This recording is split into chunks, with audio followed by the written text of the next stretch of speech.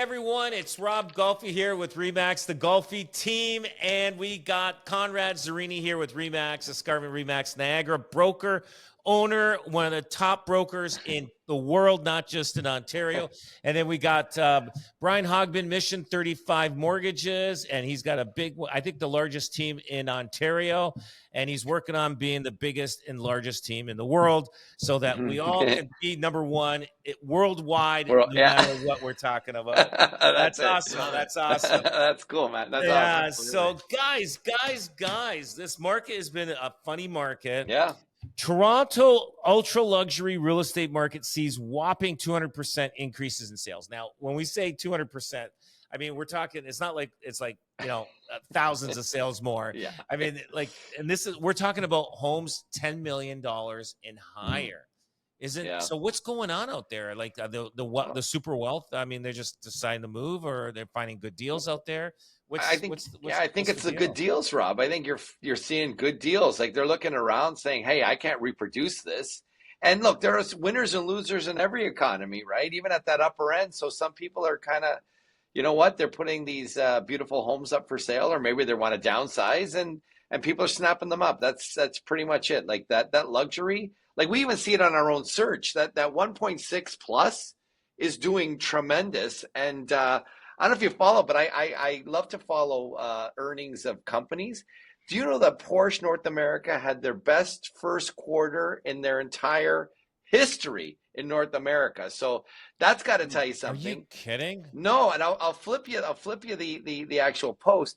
The other thing of note that he said, the CEO of Porsche North America, he said it's because of their customer service, because not all luxury is doing well.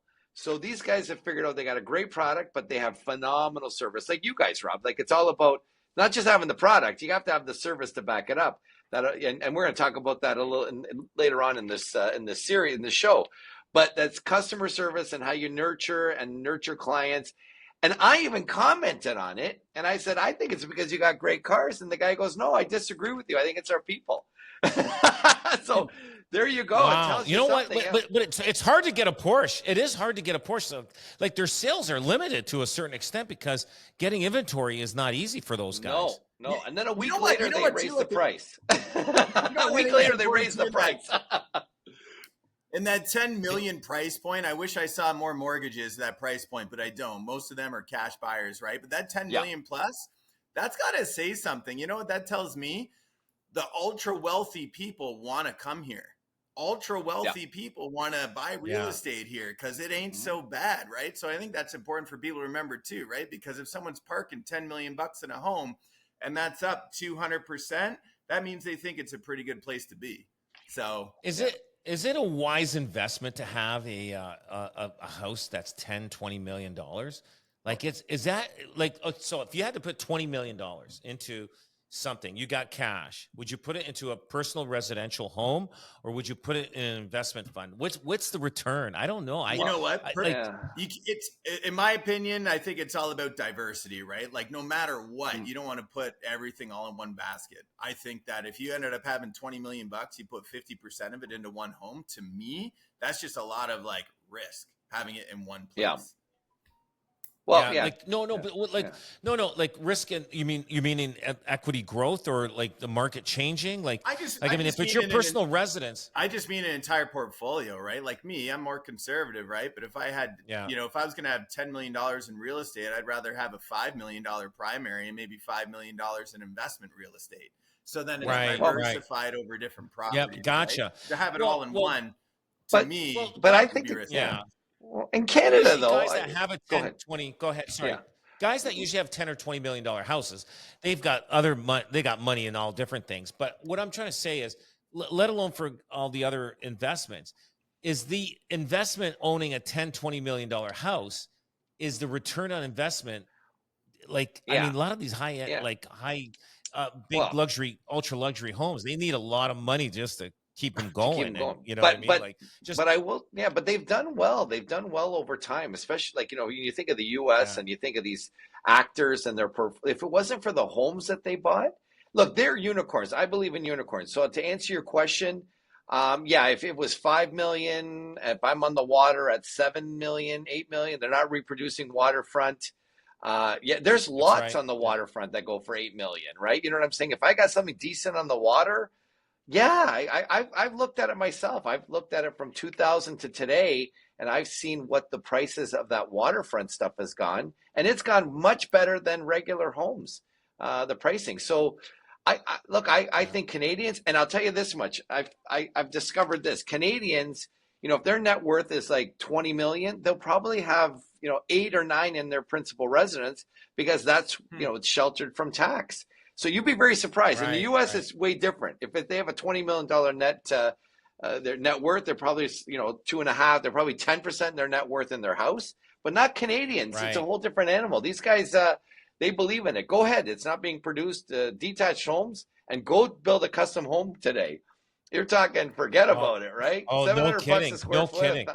No kidding. Not even a chance. But you know what? Oh, yeah, no, but owning a house like a $8 to $10 million house or $20 million house in Burlington, Oakville, like in those areas, it'll sustain because they're selling for that much. But if you go to a small, like let's say Stony Creek, Ontario, or Grimsby, you're trying to sell an $8 to $10 million house, man, you'd be there forever waiting to get that. You don't have the biggest, best one on the small street, right? No, like, no way.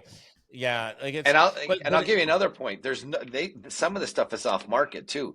So that's what the reporter knew, what was on the market. I will tell you, we've got inside, like our operation. You know yourself, Rob. You've done off market. That higher end, we've had some serious off market because they don't want to go on the market. So we're not even talking about. They're just talking about what's on the MLS. There's a whole bunch of trading. I tell you, November last year, we saw some big trades in that $15 to $20 million mark. So, so it's another animal. It's and people like real estate. There was an article a couple of days ago compared all the investments you can have, your home, gold. If you just bought in the index, the TSX index and stuff.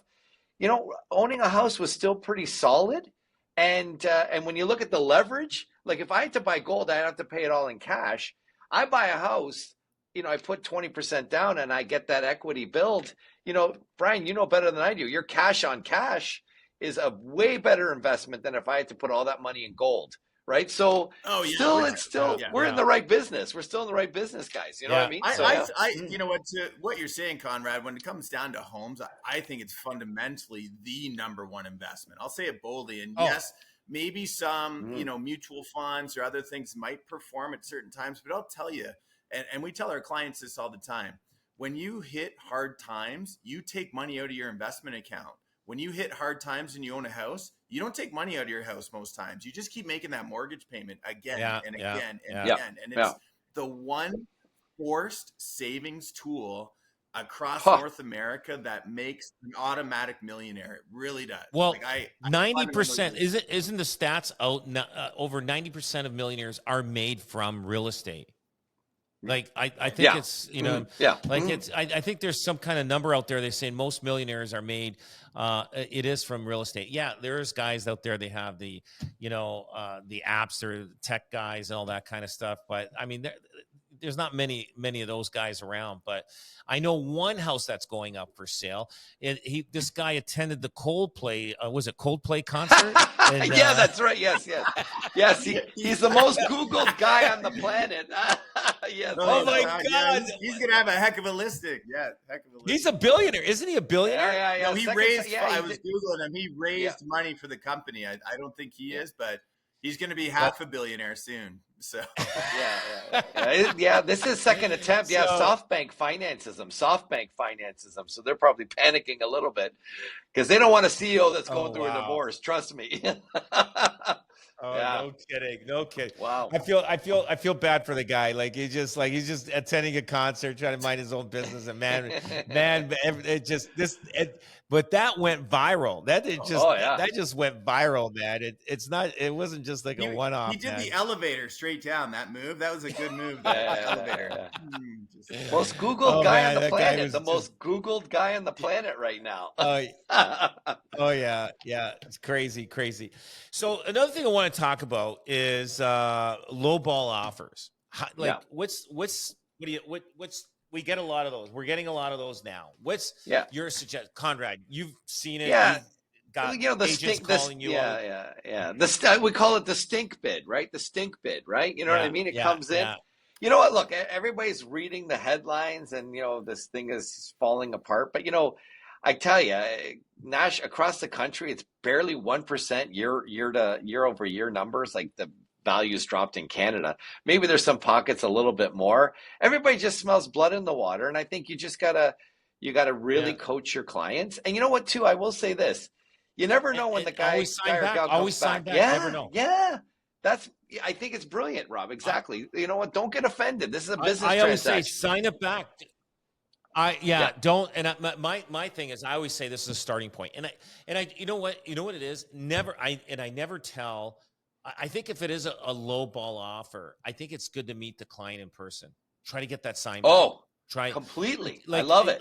yeah, Love it. I think you got to meet them in person. Right now we're in a generation where nobody meets in Yeah. person. Everything's done over the phone, and you got to sit down and say, hey, listen, I'm here. Let's sign it back. Give the one sign back, Yep. and if they're not within the range of what you want, then you could tell the guy sorry, not interested. We're not interested. But get the one sign back. A lot of times those deals do come together. They do. They're Yeah. just seeing. They just want to.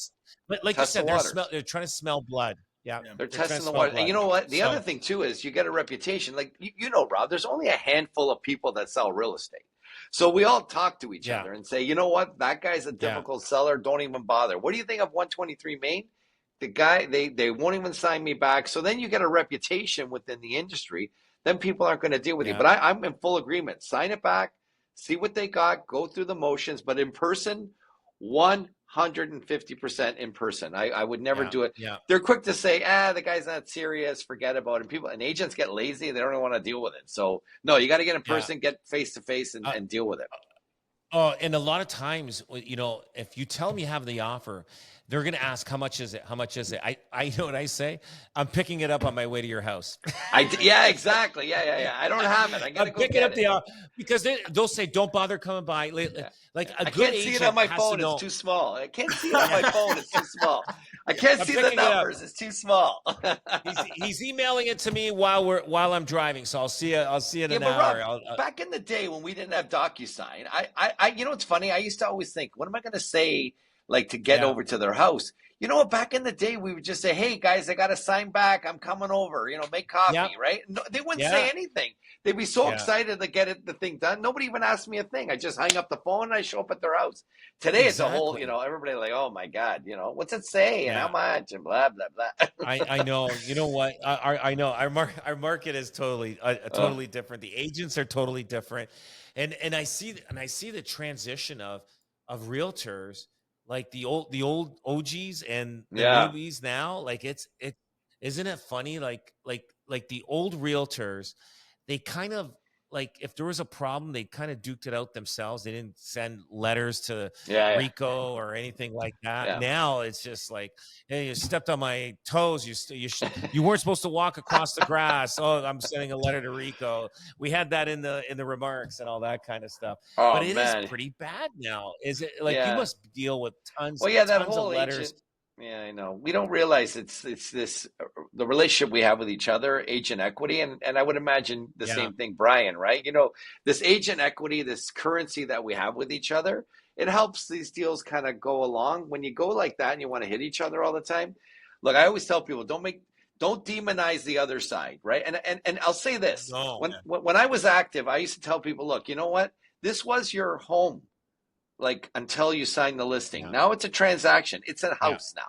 So do yourselves a favor, take the emotion out of this thing, or we're not going to get anywhere. Right now, it's a house. Okay, it's a house on the market, not your home. And people have feedback. They'll criticize. God bless. Just take it, and it's transactional now. Right? Yeah. Oh yeah. You know who blows the? What agent blows the biggest deals all the time? Agents that are trying to sell their own houses. Oh, yeah. They always mess up. because they're emotional.